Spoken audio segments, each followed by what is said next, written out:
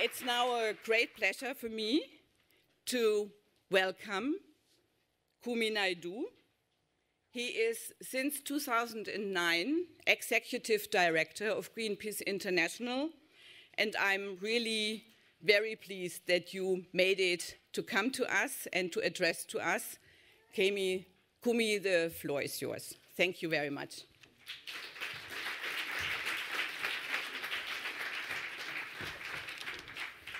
Thank you, Barbara.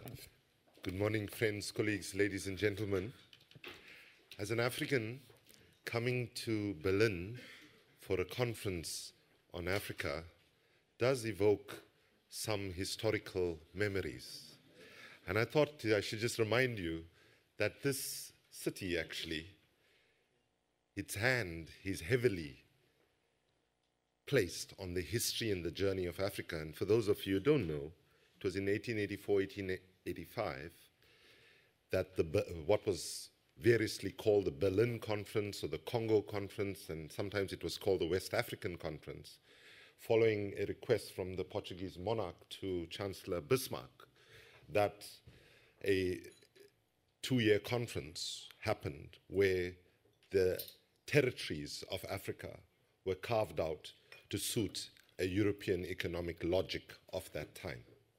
So today, one of the challenges we face in Africa, and this is something you'll rarely hear an African say, by the way, because it's too sensitive to say, and that is, most of our countries, as they are drawn, the boundaries that have been drawn, do not make economic, cultural, linguistic, environmental, or cultural sense. And one of the realities is that we are dealing with a legacy of nation states that actually are caught up in a complete historical mind warp. In South Africa, for example, we have a country called Lesotho, which is landlocked by South Africa. The Lesotho and the Basotho people of South Africa are one people. We have Botswana and a province that used to be known as Bophuthatswana. It was a homeland. These are basically one people's, line carved by a European colonial logic. But why was this push for the expansion into Africa? And this comes to how Africa is seen globally, historically and presently. Sadly, as Tony Blair put it in 2005, he said, Africa is a scar on the conscience of humanity, right? But the way it's said, it's almost as if there is no European culpability in that. It's something that is really bad and we all have to, in a philanthropic sense, try to address it.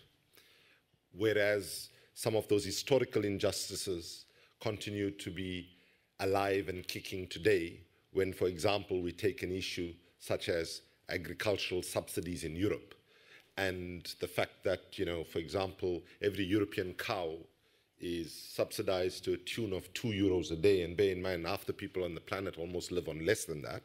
That's just one statistic of trade distorting subsidies. But what it does is it not only makes it difficult for Africans in West Africa, North Africa to export agricultural produce into Europe, but because of the excess production in Europe, so, for example, in Ghana, you'll have dumping of excess poultry products produced in Europe, making it difficult for Ghanaian farmers to compete even in their own markets. So, but we, as Africans, we often like to say, Africa is not a poor continent. In fact, Africa is the richest continent on this planet. We are the richest continent underneath the ground, and we would argue precisely for that reason we are probably why we are the poorest continent above the ground, in the sense of what people call the resource curse. So what is the image of Africa today in the developed parts of the world, in the North more generally? I would say largely it's a negative one. As Cicero Online, a publication, recently summarized media reporting in Germany on Africa by saying the media in Germany reports on Africa in this way: bang, bang, and something with terrorism. The dominant perception is still about famine, war, poverty, all of which are realities. But often the way that is reported, context, is completely lacking, engagement is superficial, and racism persists, I believe, in a large part of the population. Now, we're going to try something with, let's hope the technology works. If you Google, why is a particular African country, you know, and you just say, why is, and you put an African country, like Somalia, right? It automatically says either why is so poor or poor. The only, so Somalia, let's just try another one, Zambia maybe? Why is Zambia? But just to show you that there's nothing very coherent anywhere in the world, including in Africa, let's just try Egypt. You'll get a different answer for Egypt, so I just want to say there are some exceptions. Why is Egypt, why is Egypt so populated?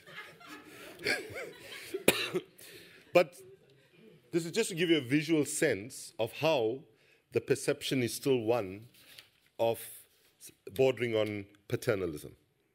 So when there is good economic news coming out of Africa, it's not surprising then that many African leaders, intellectuals, and citizens want to celebrate it and tell the good news of change. However, the good news that we are talking about is very much measured within the current paradigms of economic orthodoxy. For example, GDP, gross domestic product, which one of our speakers who will speak to us in the next panel has written a great book called GDP, Gross Domestic Problem, right, which is a measurement. So a lot of the way we are talking about Africa rising now is based on, by the way, GDP, just for those of you who don't know, has not been with humanity for centuries and centuries. It's an invention that happens, more or less during the Second World War, after the Depression. And the very founders of the GDP concept themselves warned about not vesting too much of faith in it, looking at the welfare aspects and so on. So today, you can engage in projects such as, say, tar sands in Canada, which is causing tremendous devastation to the lives of the First Nations people, contributing tremendously to carbon accumulation, but on the balance sheet of GDP, it's just positive, right? So irrespective of what value that economic activity adds to society, what we are seeing is that GDP does not have that nuance. The reality for many Africans throughout the continent has been that while there's been talk of all this growth, for example, we note that the growth that we are seeing must be interrogated and that quality of that growth needs to be talked about in a much intensive manner. And when we look at that growth, what we find is that largely it is jobless growth, it is paper growth, and its growth does not contribute to greater equity and development.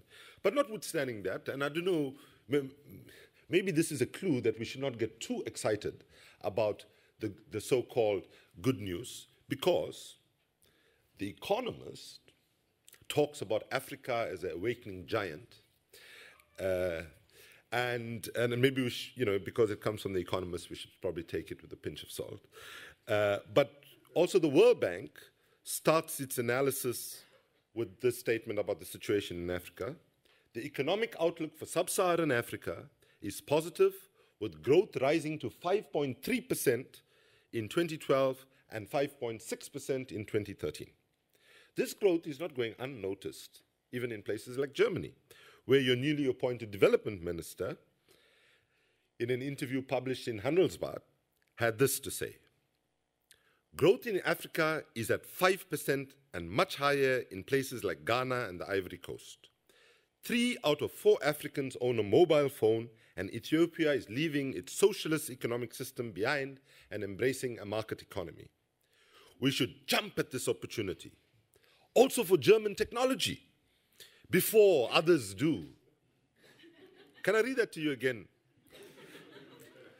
We should jump at this opportunity, also for German technology, ...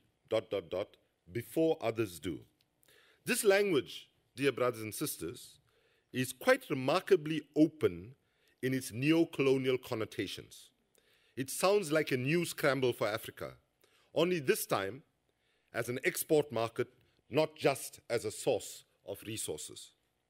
But of course, Africa's growth is still all too often all too related to resources, which are being exported without benefiting the majority of Africans. I'm sure my friend Nimo Bassi will tell you later about how oil is not bringing prosperity to his country, Nigeria, but instead inequality and destruction has been the order of what we have seen. The UN Economic Commission of Africa observes more dryly, where they say most African economies still depend heavily on commodity production and exports, with too little value addition and few forward and backward linkages to other sectors of the economy. Now, let me just give you a light example to make this point. Like, anybody knows where the center of diamonds is in the world? Antwerp, Belgium. Now, you go in Belgium, you dig all over Belgium, you won't find a single diamond ever to be found, right? So what we have, there's this jargon word called beneficiation, which is, you take the stuff out of the soil, and what do you do with it? The way it's been set up, right, is we take it out of the soil, and it goes outside, and the real value is actually created somewhere else, and actually some products get exported back in, and people are paying huge amounts of money. And correct me if I'm wrong here, Nimo, even on oil, in Nigeria and elsewhere, the oil is not refined in country sometimes. It's produced there, it goes out, it gets refined, it comes back, and people are paying more, right, for a resource that is available in a certain level of abundance in a particular country. By the way, I'm not suggesting we should continue with oil. I'll come to that in a second. But I'm just dealing with the reality as it exists. Indeed, mining for export is on the rise in Africa, as Barbara has noted, and with that has come fundamental deepening inequality. It is a coincidence that inequality is especially high in countries that have mining-based economic growth, such as Angola, Botswana, and South Africa. South Africa has the largest, together with Brazil, the largest Gini coefficient in the world, which is a measurement of structural inequality. So the two most unequal countries in the world today, in terms of the gap between the rich and the poor, is Brazil and South Africa, right? And South Africa, as you know, is heavily mining dependent. The other point is, and I think most of you will know this, and I feel I'm preaching to the converted, Africa is not as homogeneous as people sometimes talk about it. Not to understand the distinctions and differences and respect it is a mistake. Because when we look at the growth story as well, it is certainly very uneven between countries on the continent. Yes, you can have 7.4% in Ghana, but you have about 3% in Mozambique and Zimbabwe. Now, maybe if you come from Europe right now, you'll say, well, 3% is not too bad, eh? But still, what I'm saying is the range is very big. In effect, Africa is rising, but Africans are not. It's a handful of elites that are benefiting from the current rise, and in reality, hunger is getting worse. And as the title of this conference so aptly puts it, you can't eat GDP. From 1992 to 2012, the number of hungry people in Africa grew from 175 million to 239 million, with nearly 20 million being added in the last couple of years. There was a moment earlier in the decade where the trend was going more positively, but in the last couple of years, we've seen an increase. Partly, I would argue, related to the global financial crisis. Nearly 1 in 4 Africans are hungry, and in sub-Saharan Africa, the modest progress achieved in recent years up to 2007 was reversed with hunger rising 2% per year since 2007. But it need not be so. There could be good news stories from Africa that would benefit people and planet at the same time. There could be an Africa rising narrative that is not about crude GDP, growth figures disguising the looting of natural resources and growing inequality. Instead, the rise of Africa that Africans would like to see is very different. It is about people across the continent standing up for their rights and forcing solutions that bring real development, end poverty, but respect environmental boundaries. Put simply, economic growth is not sustainable without social and environmental justice. We, especially in Africa, need to learn from the mistakes of the past in the developed world. Because right now, what you see happening, not just in Africa, but also in India and China and other big developing countries, is that they are saying, well, look at how the developed world got rich and prosperous, we must do the same, right? And the planet and the reality of climate change just does not allow us that option. If we are to deliver to everybody in the world what people in rich countries and the elite in developing countries take as for granted, according to our friends in WWF, we would need between 3 and 8 planets to deliver that to everybody. So we are dealing with the real planetary boundaries, and the reality is most of our government and business leaders, and a good chunk of civil society leaders as well, are suffering from a terrible case of cognitive dissonance, right? Where the facts are there, and people are not willing to register it. Okay, now, I must confess, this term cognitive dissonance, I also learned it quite recently.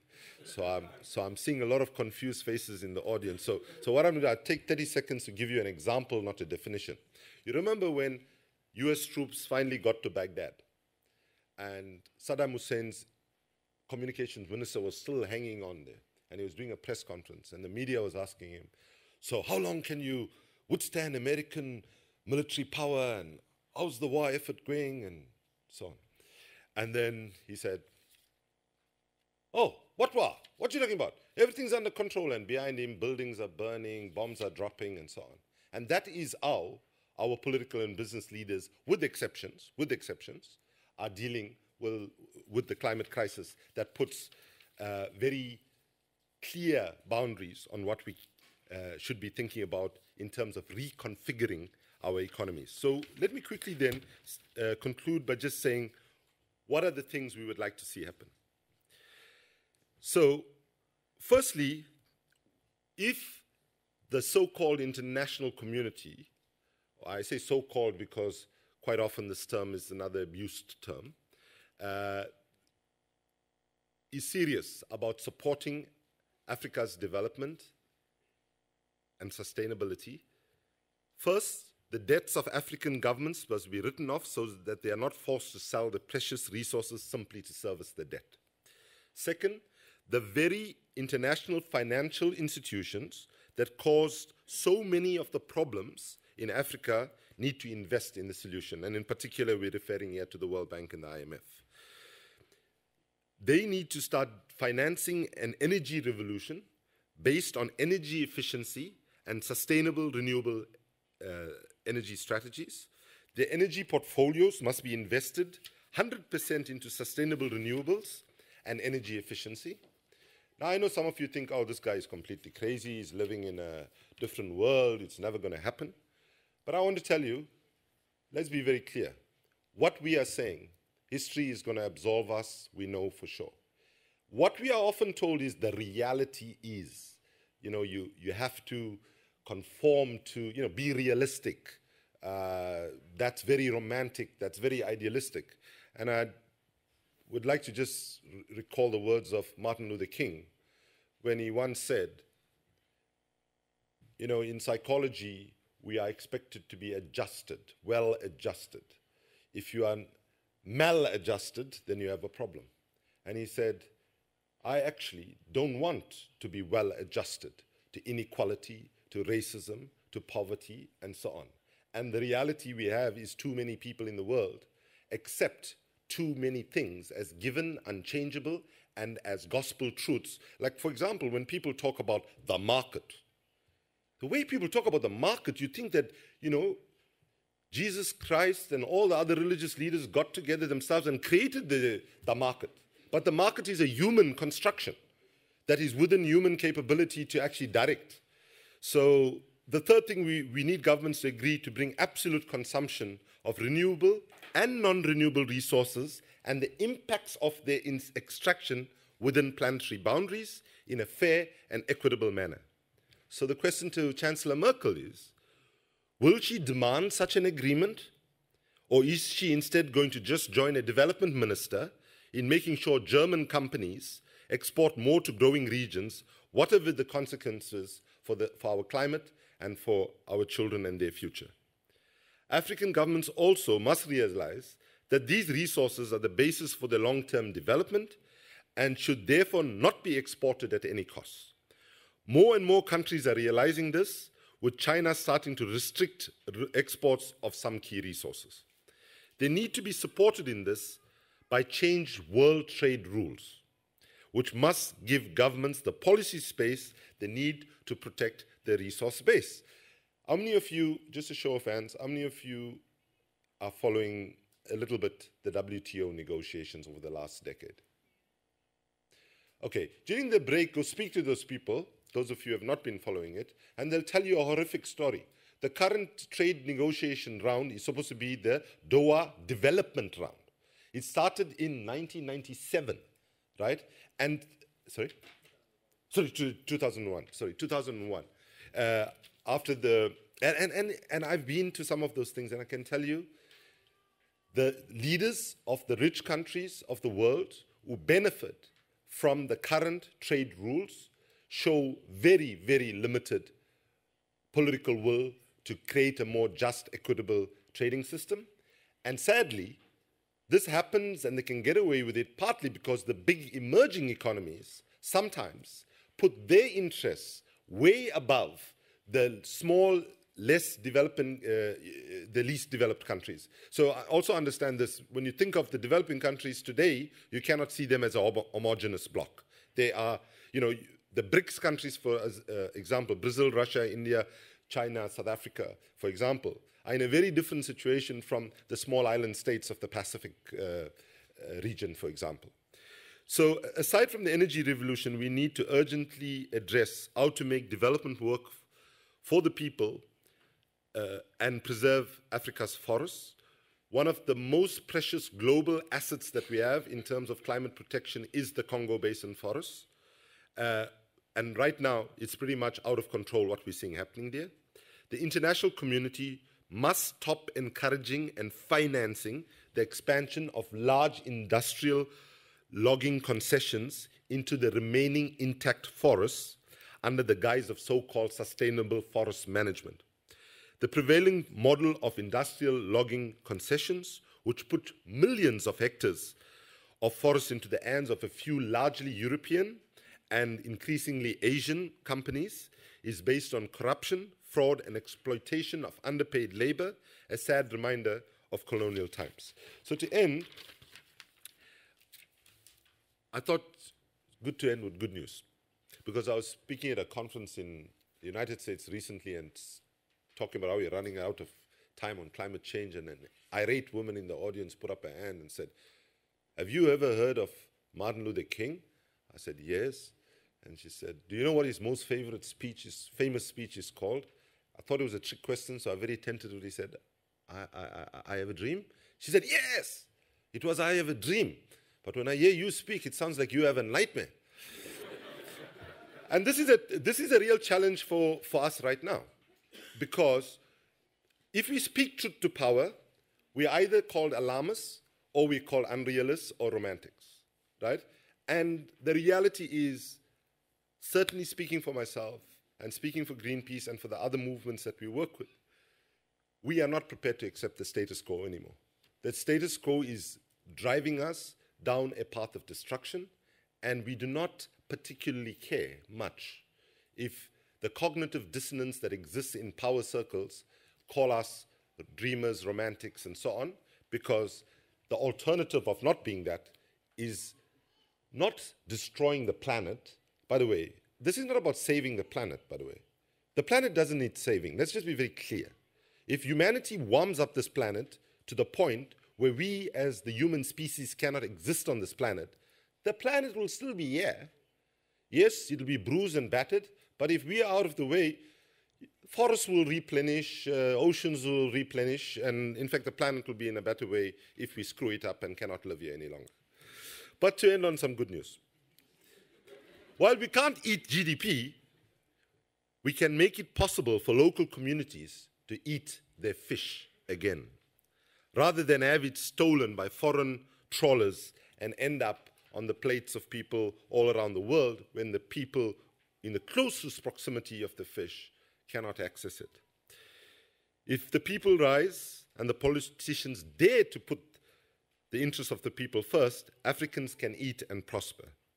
And I'd like to end with a story from some work that we've done in Senegal, working with Senegalese fisherfolk, and bringing them, for example, to Europe, putting them in front of the Spain fisheries minister, and having them speak with the eloquence of their voice rather than some NGO leader doing it. We would use the Greenpeace sort of access to open the door, and to cut a long story short, this is something that has delivered a success where the president finally agreed. In fact, the thing that moved the Senegalese people was a German trawler was in battle with the Arctic Sunrise, which, by the way, is still being held by the Russian government.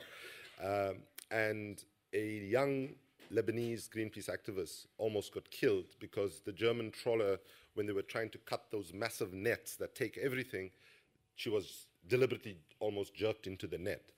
And that got a lot of publicity in the country, and the timing just worked, and we went to the government, which was just being elected, and said, put a moratorium, cancel all the fishing licenses which were given corruptly anyway, and put a moratorium, and do not allow big-scale commercial fishing. So this is the story that you will see. But so I'm going to make my last comment. You see the video while I go sit down. But I just want to say, for Africa, one of the things that we have to do is also we recognize we need solidarity and support and good faith relationships with the developed world and the rest of the world. But at the end of the day, we Africans realize we have to do it ourselves. And we also recognize that we have to integrate politically and economically better across the continent. We should be doing more to promote intra-African trade on the African continent. There is no way we can blame anybody elsewhere why we can't get our act together to ensure that trade within Africa gets better. We must address corruption. That's within our domain of control. We cannot blame anybody else for that. Yes, it's true that all the big-scale corruption happens in extractive industries, and for that big-scale corruption, there's always some Western or other partner that's colluding, but this is within our domain of control. We cannot simply always pass on the buck. And on things, I'm not going to give a too long list. The third example I'll give is on gender equality. There is absolutely no reason why we can blame the Western world, colonialism, or anything else, why we cannot address an issue such as gender equality, for example. And I jokingly say, if we get serious about political and economic integration, the kinds of questions that Africans should be asking is, if Europe can have a euro, why can't we have an afro? And I'm not talking about the hairstyle. Enjoy the short clip. Thank you.